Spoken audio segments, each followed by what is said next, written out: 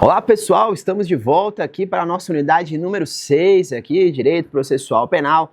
E aí o que eu preciso te contar já de início aqui? Bom, aqui nessa unidade a gente vai comentar um pouquinho aí sobre a partezinha final ali do capítulo das provas para dois assuntos específicos, que é o exame de corpo de delito e a cadeia de custódia de prova. Em seguida, passaremos aí para a última parte da nossa unidade, que são aí os sujeitos do processo, né? Mas veja só. Falando um pouquinho sobre o exame de corpo de delito, você vai ver que já tira um pouquinho da sua cabeça a seguinte ideia. Bom, corpo de delito parece que tem a ver com homicídio, corpo, não apenas, tá? Corpo de delito, ele é o objeto sobre o qual recaiu a atitude, a ação criminosa do agente. Tá? Então você vai perceber o seguinte, que corpo de delito pode ser, por exemplo, o celular que foi roubado, pode ser, por exemplo, a porta arrombada no crime de furto lá da residência, pode ser realmente o corpo do homicídio, pode ser a arma utilizada, pode ser também aí os livros contábeis, pode ser, por exemplo, o documento falsificado. Então tudo isso é corpo de delito, tá? É a ação criminosa, onde que recaiu a ação criminosa, onde se deu, como se deu a ação criminosa da gente aí, tá? Tem ali o corpo de delito. E aí a expressão exame de corpo de delito, você vai entendê-la para mim não só como um exame, mas como um conjunto de exames. Então, falando aí sobre uma situação, por exemplo, do furto, né, qualificado, né, pela questão do arrombamento. Bom, eu preciso provar a existência do arrombamento, preciso provar um instrumento que foi utilizado, inclusive com previsão específica aí do 171 do Código de Processo Penal, certo? E você vai ver que tudo isso eu preciso provar, fazer o exame de corpo de delito. Eu tenho imagens da rua, eu tenho, por exemplo, o cidadão foi pular o muro, mas tem lá um local em que de repente escorregou lá, então eu tenho ali uma imagem daquela situação. Tudo isso eu utilizo para chegar numa conclusão final. Qual é a conclusão? Que houve um crime de furto. Logo, você vai perceber então, ou isso prova que o exame de corpo de delito ele é um conjunto de exames e não apenas um. Toda vez que o crime deixar vestígio, né, continuando, toda vez que o crime deixar vestígio, eu preciso que o exame de corpo de delito seja realizado. É obrigatória a realização dele sob pena de causar nulidade da ação penal. Então, deixou vestígio, não realizou o corpo de delito, nulidade da ação penal. E essa questão do exame de corpo de delito não pode ser suprido jamais pela confissão do acusado. Certo? Então, com proibição expressa da lei. E aí eu preciso dizer só uma coisa, que é a leitura conjugada aqui do 158 do CPP lá com 167. 158 é onde está a previsão do exame de corpo de delito, tá? Fazendo uma leitura conjugada entre 158 e 167 do CPP, você vai perceber que o 167 fala assim, ó, quando não for possível, veja bem que lá no 158 é se ele não for feito porque não quiseram fazer, tá? Aqui no 167 é que se não for possível fazer, porque os vestígios desapareceram. Aí eu posso suprir o exame de corpo de delito pela prova testemunhal. Então, em caso de corpo de delito que não é feito pelo desaparecimento dos vestígios, eu posso suprir pela prova testemunhal e não é nenhuma outra prova, tá certo? Se liga bem nisso aqui que é importante. O que mais eu preciso te dizer? Seguindo aí, você vai perceber que em seguida eu tenho aí a famosa cadeia de custódia de prova, tá? Assunto novo. E cadeia de custódia de prova, qual é a finalidade dela? Ela serve para poder preservar a história cronológica do vestígio desde o momento da sua detecção até o momento do seu descarte. É isso mesmo. Aqui a gente vai pegar, então, olha o nome, cadeia de custódia. Na verdade, eu tenho, então, um procedimento para guardar, para custodiar a prova. E aí, observando esse sistema todo, você vai perceber que a cadeia de custódia, então, ela é como se fosse uma sequência de atos, né? Digamos assim. E aí, observe o seguinte. Bom, com esse sistema, você vai notando que o legislador foi trazendo aí do 158A a 158F a previsão, né, a disciplina toda da cadeia de custódia. E quando é que a já sabe a finalidade dela e quando é que ela tem início? Ela tem início de duas maneiras, ela pode começar de duas formas. Ou ela começa a partir do momento da preservação do local da infração penal, ou ela começa a partir do momento dos procedimentos policiais da detecção da presença de um vestígio, e não que não necessariamente pode ter sido no local do crime. Então, por exemplo, Pode começar quando chega ali, por exemplo, o crime foi nesse local, então há aquela preservação do perímetro ali, ou seja, demos início à cadeia de custódia de prova. Mas pode ser também em um outro momento que estou andando na rua, por exemplo, e encontrei um pedaço do braço de alguém. Não foi ali que aconteceu esse problema, não. Entretanto, eu tenho ali um vestígio. Então, a partir do momento que eu detectei ali que eu tenho um possível vestígio, ali não foi o local do crime, mas eu também posso iniciar a cadeia de custódia porque eu precisar fazer alguma coisa com aquele braço ali, amigo. Preciso detectar, saber de quem é que tá andando sem braço por aí, ou onde é que tá o resto, não sei, eu preciso saber isso aí, certo? Então, veja bem, com esse sistema todo, você já sabe o início da cadeia de custódia. E note só, a partir do momento que o local ali é preservado, esse local passa a ter um comandante ali que nada pode mudar, se alterar sem a autorização dele, que é o perito, tá? Então não é o delegado de polícia, não é o PM que está lá, não, é o perito. E veja que a partir desse momento, ninguém, a partir do momento que está preservado, ninguém pode nem entrar, nem sair, nem tirar nada do local preservado sem que o perito autorize, certo? E aí você vai ver que a legislação trouxe aí a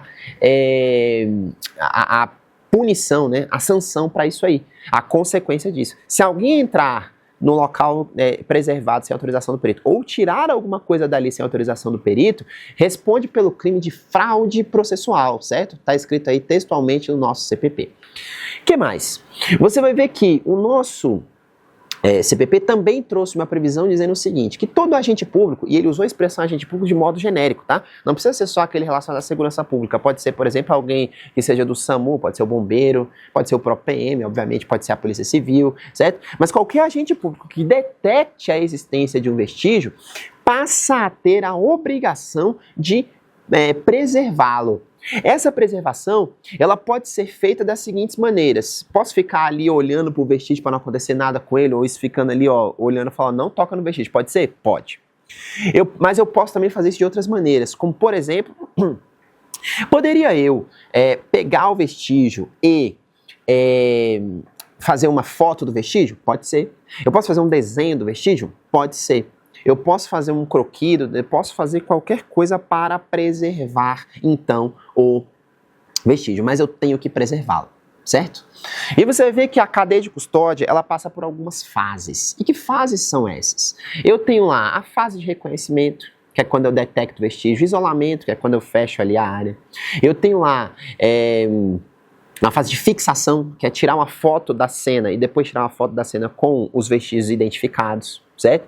Eu tenho lá também a fase de coleta, que é retirar do local ali, né? Pegar ele no local.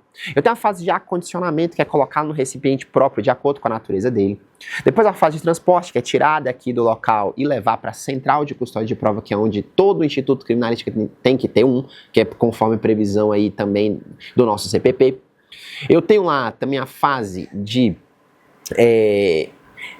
processamento, né, de recebimento, que é a chegada do vestígio lá. A de processamento, que é quando eu vou fazer a catalogação dele, anotar as informações, qual é a investigação, que dia que foi colhido, perito responsável, local, tudo. Inquérito ao qual é ligado. Eu tenho lá também a fase de armazenamento, que é guardá-lo de acordo com a sua natureza. E eu tenho a última fase, que é a fase de descarte, que é aí quando ele não me serve mais, quando eu fiz os exames que eu precisava, fiquei com o laudo pronto, aí eu posso descartá-lo, tá certo? Então esses são alguns dos pontos importantes aí sobre a cadeia de custódia.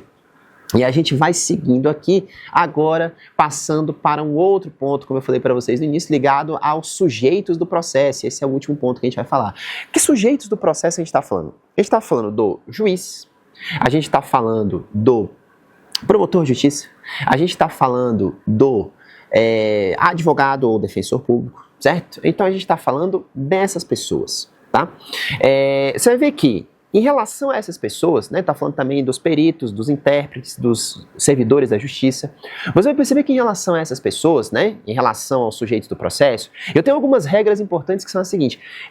Se eu falar as regras atinentes aos magistrados, praticamente todas elas vão ser aplicáveis aí aos demais, com algumas exceções, tá? Então a gente pode falar o seguinte, veja, quando eu falar do juiz, você vê que em regra o juiz, né, é o cara que é o presidente da ação penal, ele que comanda, né, dirige os trabalhos da ação penal, controla a legalidade, fiscaliza aí as atividades dos demais, mas ele está sujeito aí ao que a gente chama de causas de impedimento, que está no artigo 252 do CPP, e as causas de suspeição, que está no 254. Aqui no impedimento é quando eu realmente tenho a proibição mesmo dele atuar na ação penal. Então, por exemplo, a promotor ou promotora de justiça é cônjuge desse juiz, né? Ou tem algum tipo de parentesco, tá? São causas aí de impedimento. E aí eu vou trazendo para você aqui mais alguns pontos, ó, para você entender o que eu quero dizer. Bom, diz aí o 252, ó. Então ele não poderá exercer a jurisdição, que é o impedimento, né? Quando ele, por exemplo, tiver desempenhado as funções nessa mesma causa, mas em outra instância. Então, por exemplo, ele era juiz de primeira instância e foi promovido a desembargador, e esse mesmo processo que ele era juiz lá, chegou para ele lá quando ele era desembargador, ele era da turma que julga daquele ali, ele tem impedimento, também não pode, tá? Você vai ver aí, por exemplo, quando ele, por exemplo, foi testemunha da infração penal, ele não pode ser o juiz dela. Certo? Porque ele já é testemunha, tá? Eu tenho outras situações aí, como por exemplo, de que ele tenha algum tipo de interesse nesse feito aí, tá? Interesse de qualquer natureza, interesse direto. Logo, ele não pode ser juiz nesse caso. Só que eu tenho outras situações, que estão no 254, que são as chamadas situações de suspeição. E as situações de suspeição, eu não tenho a proibição, não. Mas aí eu tenho situações em que eu percebo que fala, bom, esse juiz aí, será que ele é imparcial? Será como é que é isso? Aí eu já não sei, né? Por exemplo, o juiz tem uma amizade ou uma inimizade, pública e notória em relação àquela pessoa que é o réu do processo. Bom, ou ele vai pode privilegiar, ou ele pode prejudicar. Isso eu quero dizer para você que não é certeza que ele vai fazer, mas são situações que ele pode levar em consideração e pode assim realizar, tá bom? O que mais eu preciso te dizer? Perdão. Eu tenho situações como, por exemplo, ele é credor ou é devedor do réu do processo. Bom, isso pode virar barganha. Veja que eu estou falando tudo em tese, tá? Porque as hipóteses de suspeição não são hipóteses objetivas igual as do impedimento. As do impedimento não tem desconfiança. As do impedimento é certeza que a gente tem problema com isso. Agora, aqui na suspeição, eu posso ter problema em relação a isso, certo? Posso ter problema. E se eu posso ter problema, eu afasto esse risco da ação penal, tá? E aí você vai ver o seguinte. Bom, seguindo, você vai encontrar aí também situações, né, essas situações de suspeição aí. E cabe falar um detalhe importante sobre a suspeição. Quando a gente fala da suspeição, você vai ver que suspeição, ela não pode ser provocada. Como assim? Você vai ver que, de repente, isso é muito comum, tá? Isso acontecer no dia a dia do Poder Judiciário. Advogados ou promotores de justiça, procuradores de Estado, defensores, criarem certas animosidades para com o juiz, para poder forçar o reconhecimento da suspeição, certo? Você vai ver que o próprio Código de Processo Penal falou para nós, olha só, suspeição que é forçada, que é provocada, não vai ser declarada nos autos, certo? Então você vai ver que aí o magistrado precisa tomar uma posição, né, mais equidistante e recebe aquele ataque ali e simplesmente não diga nada, né? Digamos assim, porque aí se ele entrar na pilha é exatamente aquilo, mas suspeição provocada em regra não é declarada, tá? Você vai ver que o Código de Processo proíbe isso. Em seguida, você vai ver que eu tenho aí o capítulo relacionado aos membros do Ministério Público, né, o promotor de justiça, dos oficiais de justiça, dos intérpretes, são auxiliares, dos servidores da justiça, certo? Todas as hipóteses de impedimento que são dos magistrados também são dos servidores, do promotor, do oficial de justiça, dos intérpretes, dos peritos, tá? Então, não posso ter, por exemplo, como perito, cidadão que tem algum tipo de parentesco com o réu, tá? Não posso ter, certo? Isso é proibido aí, segundo o nosso Código de Processo. Então, você entender aí de um modo geral, como a gente falou sobre esse capítulo de modo mais aberto. Mas tem um ponto curioso que eu quero ressaltar para você, que está no 260 do Código de Processo Penal, que ele fala sobre o acusado. O acusado tem lá um capítulo para ele. E ele vai dizer bem assim, ó, você já vai estranhar de cara quando eu te disser isso aqui.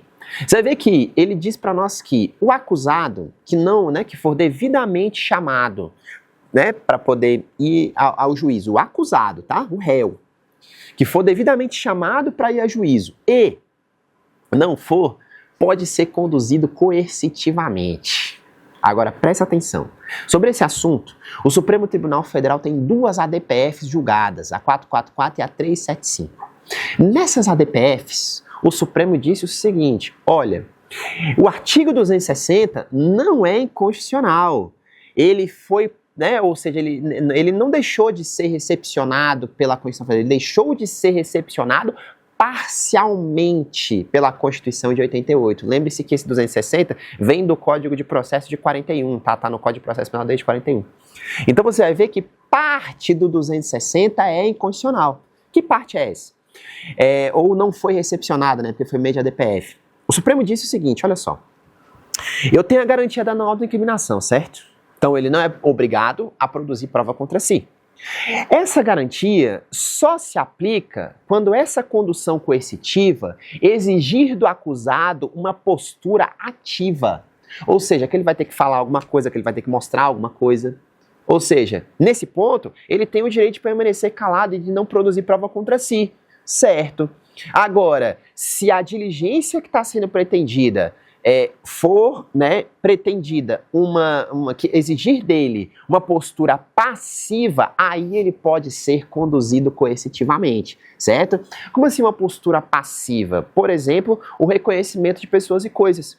O réu não vai precisar falar nada, ele vai precisar ficar parado lá, mostrar nada, ele fica parado lá e pronto. Certo? Então o Supremo diz que, por exemplo, para o reconhecimento de pessoas, ou seja, diligências que exijam do réu postura passiva, ele precisa falar, né? Ele pode ser conduzido coercitivamente, tá? Então presta atenção nessas regras do 260, que são regras aí de elevada importância para a gente poder analisar e tocar em frente, tá? 260 aí fala, então, sobre pontos bastante importantes aí, né, em relação ao capítulo do acusado, tá certo? E aqui, nessa unidade, a gente então vai ficando por aqui, a gente falou aí sobre pontos que interessam para nós aí um pouquinho sobre o resto do capítulo das provas e essa parte aqui relacionada aos sujeitos do processo, tá certo? Espero poder ter contribuído aí um pouco com o teu conhecimento e com a tua evolução. Eu permaneço por aqui, qualquer dúvida eu estou à sua disposição. Te aguardo para uma próxima. Até logo.